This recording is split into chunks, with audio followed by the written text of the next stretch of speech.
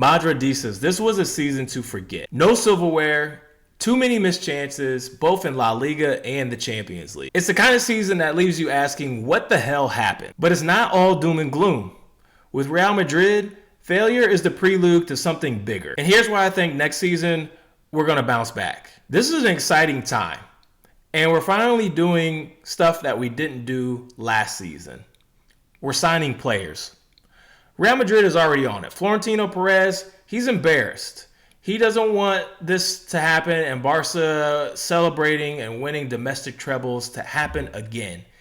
And I think he learned his lesson by not signing any players other than Mbappe, and then in the winter or January window, just being silent on bringing in reinforcements to help our back line. The exciting thing is the rebuild is underway, and we're hitting it hard. In this video, I'm going to be talking about the current rebuild that's going on and how we're making improvements on defense, our midfield, and possibly the attack.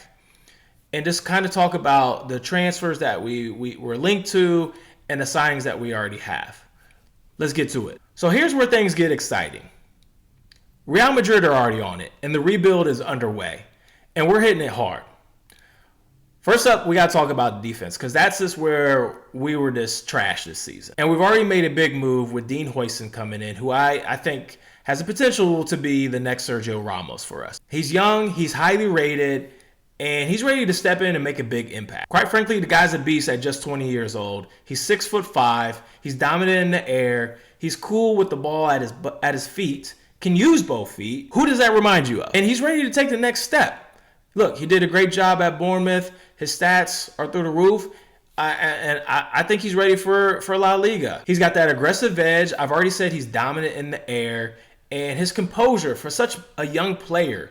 I mean, the guy looks so cool on the ball. And most of the time, you know, he's really not defending. He's on the ball. He sometimes makes runs. And what excites me is that he's going to be a factor for set pieces for us, because our set piece game this season was awful. It was trash. Huijsen could be the perfect partner for Rudiger. And when Huijsen leading that line, Madrid are going to have a defensive rock for the next decade. Let's talk about the sexy transfer that came in. Trent Alexander-Arnold. Defensively, he doesn't fix anything for us. Carvajal, we got to see how he bounces back. But Trent brings, obviously, an attacking element. His attacking output is insane.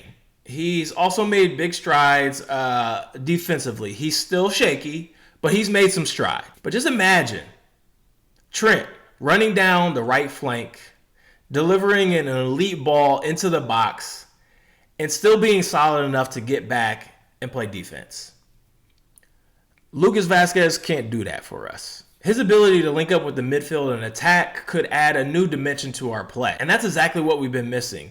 And with Xavi Alonso coming in, and with his tactics mindset, I'm very excited to see how he positions him and gets him involved into the team and just into the attack overall. On the other side, the left back situation, Ferland Mendy's future is up in the air. And with him being ouchy all the time, I personally don't want to see him come back. He's been serviceable, but he's just not dependable for a whole season. And Fran Garcia, look, he's young. I haven't seen the potential of him being a starter for us at Real Madrid. I just don't think he's that talented. Again, he's serviceable, but the bar is Marcelo. And before that, it was Roberto Carlos. So, I when comparing that or even trying to get close to that, we don't have that right now. And so the latest rumor is that we're in talks with Benfica's Alvaro Carreras. This guy has pace, and he's defensively sound. I remember seeing him against Barcelona, going up against Lamine Yamal, who we need to stop for the future, right? But in those matches, even though one of the games Barca were down to 10 men, he did a solid job on Yamal. I mean, for who Yamal is and what he normally does, Carreras did a good job. And we need that. We need to stop Lamine Yamal. That's the mission for next season, is just stop him. So Alvaro Carreras has versatility, and his work rate can just be additional depth to the squad. For me, he's the exact player that Madrid need right now to shore up our defense and our left back situation. All right, moving on to the midfield. Personally, I think we're okay. Look, Dani Ceballos, he's done. Luka Modric is done, but we'll see what happens with that situation. And Camavinga and Tchouaméni just haven't had fair opportunities based on just the injuries or suspensions that have happened in the squad. They've been forced to play either left back or center mid. Shit. All right, now let's talk about the midfield. I'm personally not worried about. This is the most confident area that I feel about the squad right now. Look, we're going to get rid of Dani Ceballos. And the Luka Modric situation, we'll see what happens with that. Camavinga and Tchouaméni, it's been unfair for them. Due to injuries and or suspensions, they've been forced to play at left back or center back.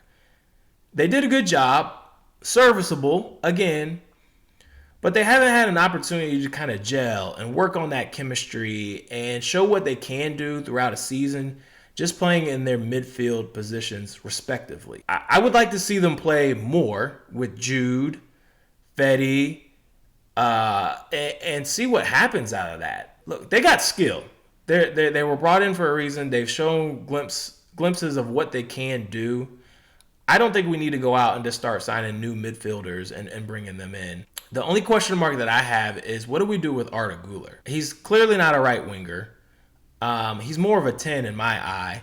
So I'm very interested to see what Xabi Alonso does with this situation. It's not a bad situation to be in. You have a lot of talented players at our midfield options. So that's going to be interesting to see. But I think we're solid there. But the rumor is that we are going after Angelo Stiller.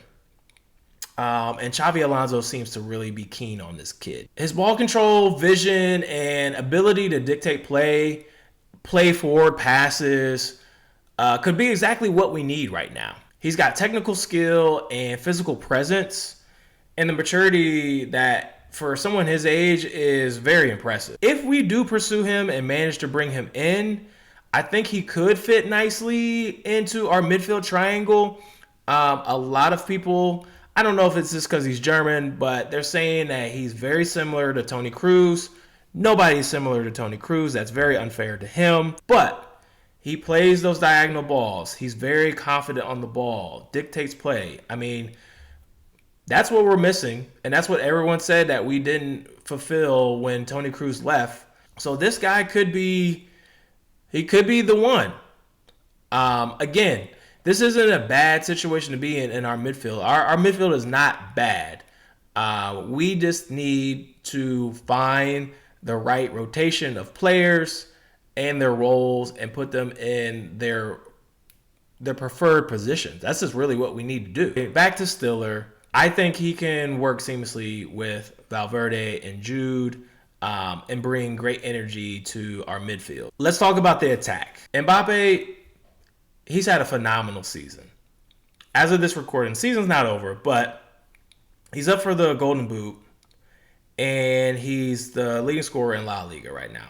And that's on a bad team on a down season. In his debut season. I'm not worried about him. His trajectory is like this for me. I don't want to talk about Vinny again. I've talked about him in previous videos. It's just a bad season. There's nothing else to say about it. He wasn't good. But if Vinny bounces back and gets to where he was the season before this, watch out. And if you're wondering why I haven't said Rodrigo, is because I, in my mind, kind of see him as the odd man out. He had a bad season too. And yes, he's had moments for us. But I think it's time. I think there are some teams out there that would overpay for his talent right now, and I think we should take advantage of that. He didn't even play in the last Clasico.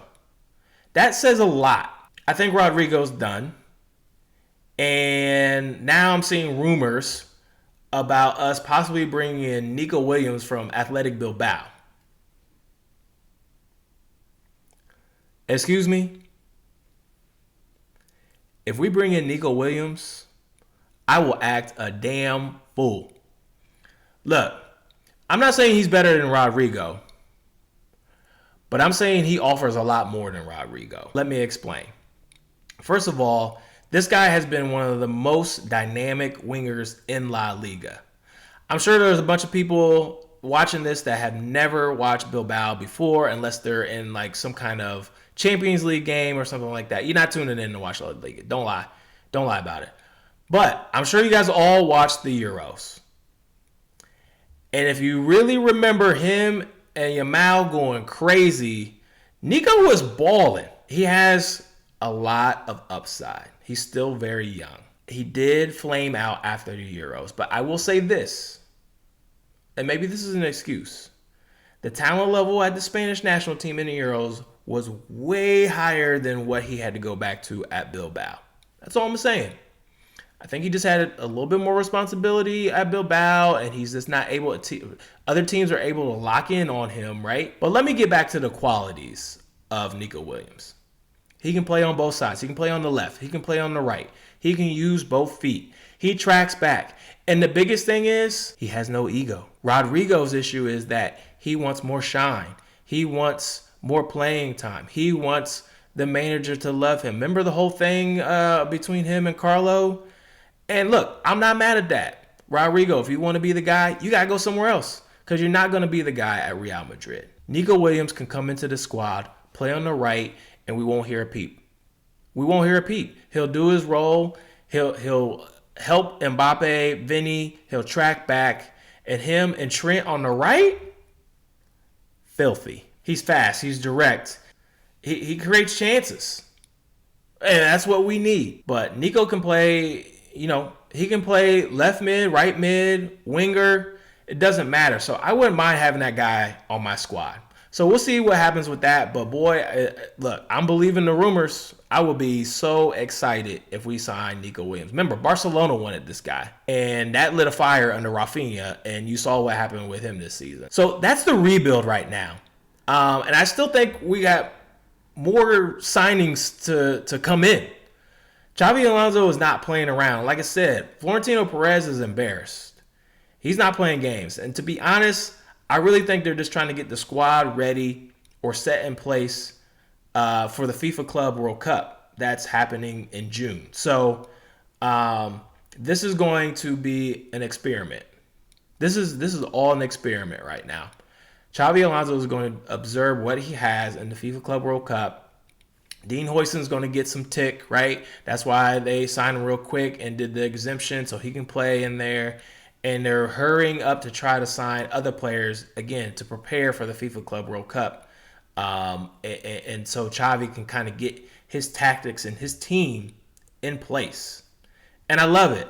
I love that we are stepping on the gas. No more of this waiting for free transfers. No more of this, we have the best players in the world. We don't need, depth in our squad. No, that didn't work. Look what that got us this season. I just think we need to have more depth. This just shows that we need to sign players and have them available to rotate the squad. This is exciting. This is an exciting rebuild, guys. Again, it's not all doom and gloom. The season is over. Barca won. We're going to bounce back.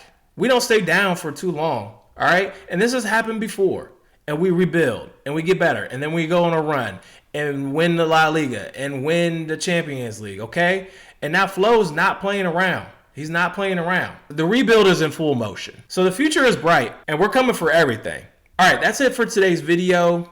If you're hyped about the rebuild and what Real Madrid is currently doing with these signings, the transfer rumors, or just gearing up for the FIFA Club World Cup, let me know what you think. Leave a comment below. I'm really excited. I'd love to know what you guys think. Also, please hit that like and subscribe button. That would be so dope. Until next time, a la Madrid.